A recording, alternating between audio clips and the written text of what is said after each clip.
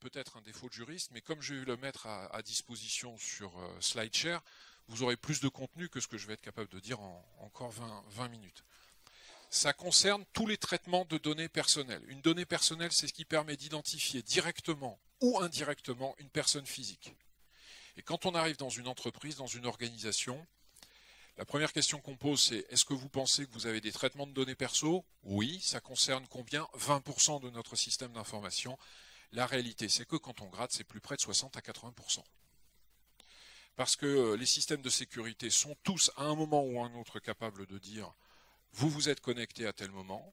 Un système de caméra de vidéosurveillance au parking permet évidemment de traiter des données personnelles, ça s'appelle le numéro d'immatriculation de la voiture, etc., etc., etc. Donc le champ d'application est très très large.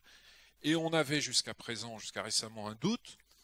Quand on sniffe un trafic Internet, on est devant des gens qui voient beaucoup mieux que moi ce dont je veux parler. L'adresse IP de votre machine est une donnée à caractère personnel.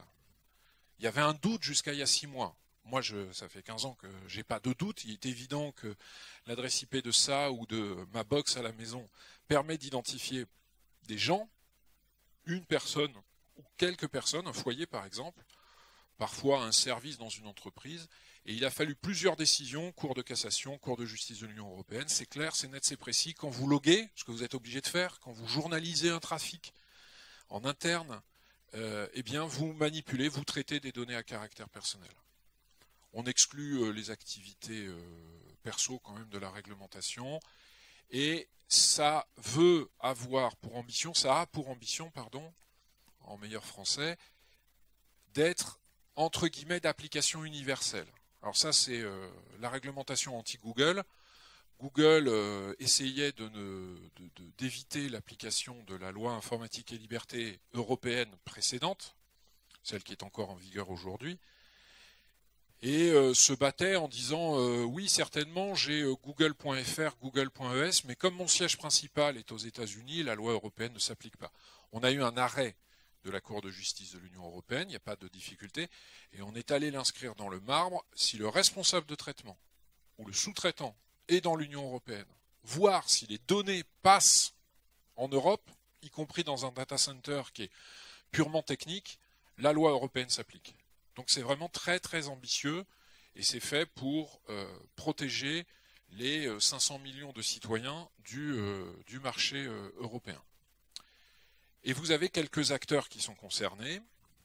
Le client, RT, responsable de traitement, celui qui détermine à quoi sert le système. Le sous-traitant, je vous ai dit, si vous êtes à plus de 3 mètres de l'écran, vous n'arrivez pas à lire les petites lignes, mais vous aurez la présentation en SlideShare. Le sous-traitant, c'est quelqu'un qui traite des données au nom et pour le compte du responsable de traitement. Donc on peut citer un opérateur de mail, de mailing, celui qui va récupérer des adresses mail, voire qui va récupérer des instructions de la part d'une société spécialisée et à qui on va dire est-ce que vous pourriez m'adresser un email publicitaire ou informatif dans la région de Grenoble à toute personne ayant telle et telle caractéristique. Cette personne-là, cette société-là est un sous-traitant. Celui qui détermine à qui envoyer est un responsable de traitement. Et dans les directions marketing, ils n'en ont pas toujours conscience. Parce que leur raisonnement, c'est de dire « je n'ai donné que des instructions générales ». Oui, mais vous avez déterminé les moyens et les finalités. Donc vous êtes responsable. Et pour le sous-traitant, c'est lourd, puisque c'est la disparition du syndrome de Ponce-Pilate. Je m'explique, Ponce-Pilate dans la Bible, c'est celui qui s'est lavé les mains de sa responsabilité. Et jusqu'à présent, le sous-traitant, s'abritant derrière des contrats qui sont très souvent, comment vous dire, susceptibles d'amélioration, pour pas dire inexistants, faisant référence à des conditions générales de vente qui ont été mal traduites de l'américain avec un copier-coller et un service de traduction en ligne. Quand il y avait un problème, le sous-traitant disait « Écoutez, je ne suis pas responsable ». Le principe est totalement inversé. Aujourd'hui, le sous-traitant sera co-responsable, sauf si le contrat a bien déterminé la répartition des responsabilités, sauf si le contrat a mis en place des moyens vertueux d'amélioration, etc., etc. Donc pour les prestataires techniques, les choses sont très claires. Jusqu'à 2018, l'approximation leur profitait plutôt, pour être assez clair.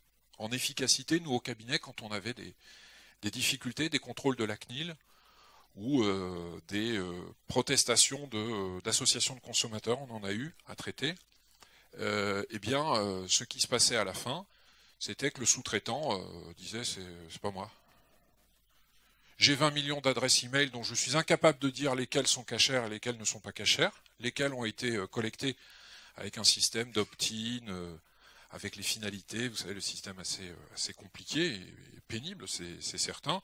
Mais c'est vous qui avez pioché pour savoir s'il fallait cibler tous les hommes de 40 ans de telle région pour leur envoyer une pub pour la sortie de la nouvelle voiture. Donc aujourd'hui, le principe est totalement inversé. S'il y a un bug, le sous-traitant sera responsable, sauf si c'est organisé. Si c'est organisé contractuellement et avec, pour aller vite, un plan d'action qualité, ce qu'on connaît dans l'informatique, c'est-à-dire des méthodes d'organisation, des registres de traitement, etc., etc. Donc vous lirez ça. Et il a, ce qui est assez paradoxal, assez étonnant, un devoir d'information. Alors, obligation de conseil de la part d'un avocat ou d'un courtier en assurance, le cas échéant. Ça s'étend maintenant très clairement, on pouvait le penser avant, mais il y avait un doute, aux sous-traitants, aux prestataires techniques. Et il aura l'obligation de justifier de son organisation technique, donc de documenter ce que les bons prestataires font déjà, des méthodes de sécurité, donc on va avoir toutes les démonstrations qui vont suivre tout à l'heure, et de la suppression et de la destruction des données qui ne sont pas conformes. Donc le guichet permettant aux consommateurs mécontents de dire j'ai donné mon accord pour recevoir des publicités relatives aux cosmétiques de visage, je ne veux pas en recevoir des publicités relatives à telle et telle chose. Jusqu'à présent, c'était marqué aussi dans la loi, mais on ne l'appliquait pas. Moi, ça fait 15 ans que je suis spécialiste en droit de l'informatique, ça fait 15 ans que je fais de l'évangélisation, ça fait 15 ans que je perds mon temps, que j'investis, en disant la loi informatique et liberté, il faut la respecter, etc., etc. Je pensais que, à une époque, le levier marketing allait faire changer beaucoup les choses.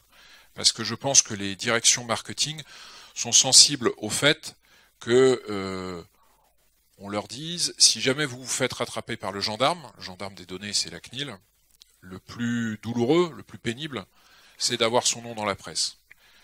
La réalité, c'est que le chemin est long et ça va pas très très vite.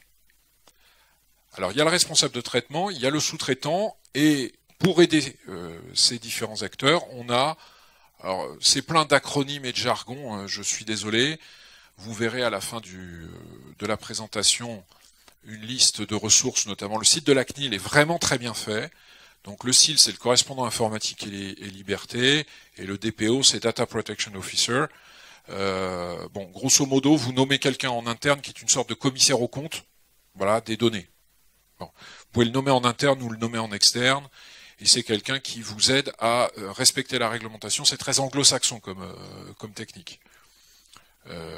Et c'est quelqu'un qui va vous aider à servir de point de contact avec la CNIL notamment, et ça peut être très très utile, parce qu'entre les directions métiers, les directions techniques et la CNIL, il y a parfois besoin d'un peu de traduction pour mettre de la fluidité dans la discussion.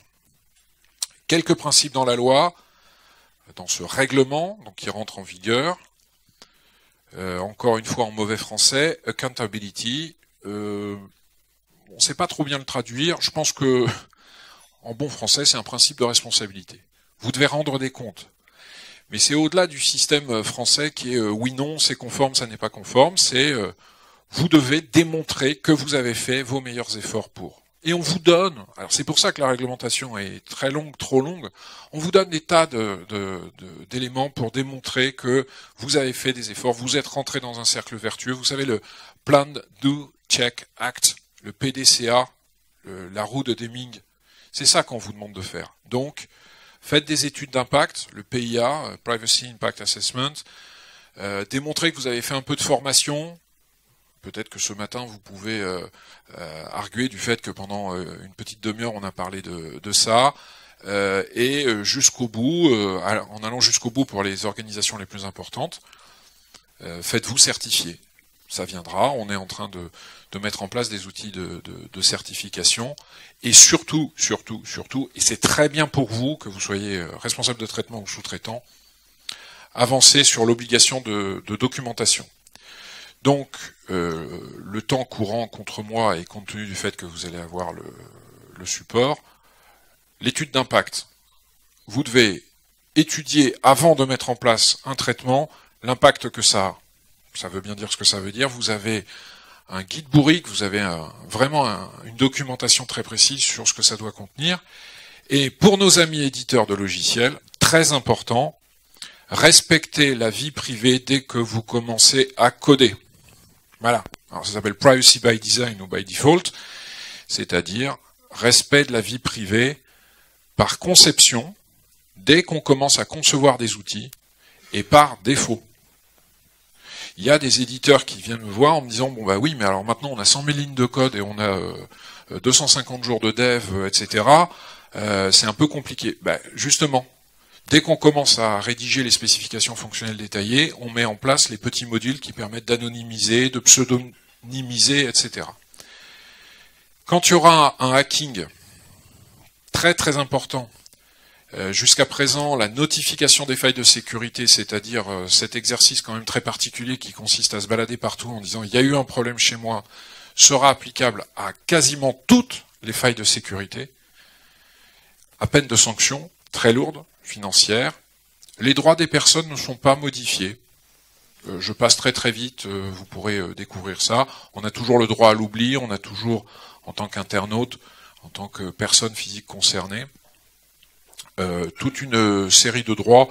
C'est devenu un chouïa plus complexe, mais ça n'a pas beaucoup d'importance. Et, chose importante, et j'ai quasiment terminé, la réglementation veut s'appliquer au transfert de données en dehors de l'Union européenne. Alors je vais vous faire 1 minute de politique et j'aurai terminé. Il y a des accords internationaux entre l'Europe et les États-Unis. Le précédent s'appelait le Safe Harbor.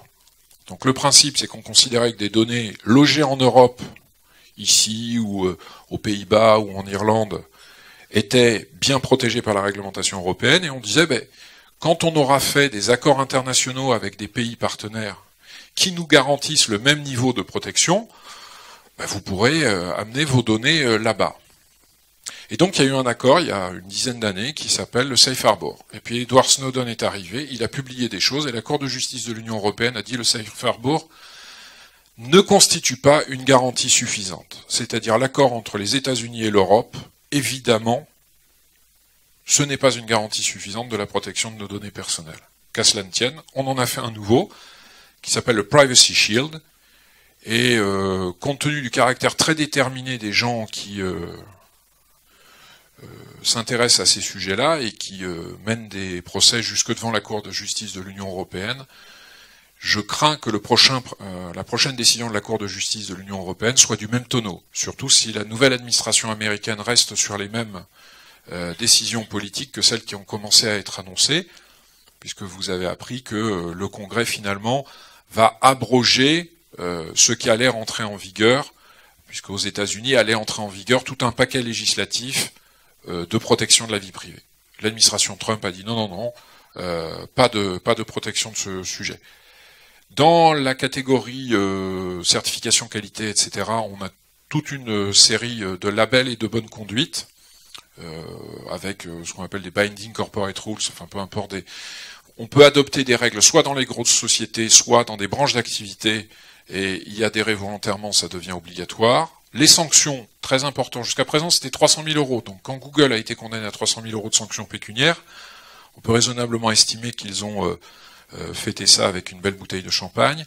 Et pour rendre toute son efficacité à la réglementation, ça nous concernera, vous et moi, probablement moins, mais les organisations de contrôle pourront infliger des sanctions allant jusqu'à 4% du chiffre d'affaires mondial. A priori, ça ne va pas directement concerner des entreprises qui sont ici ou à distance.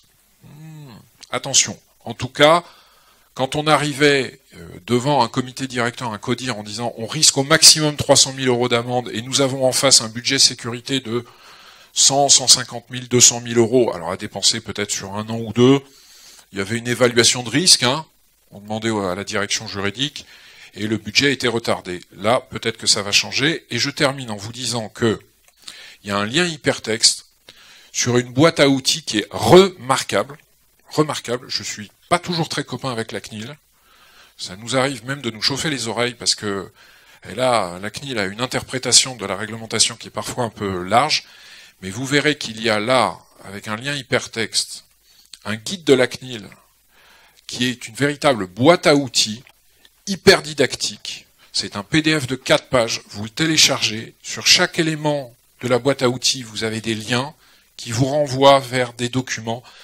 C'est vraiment remarquablement fait. En termes de marketing, si on avait voulu le faire nous au bureau, ça aurait été très lourd.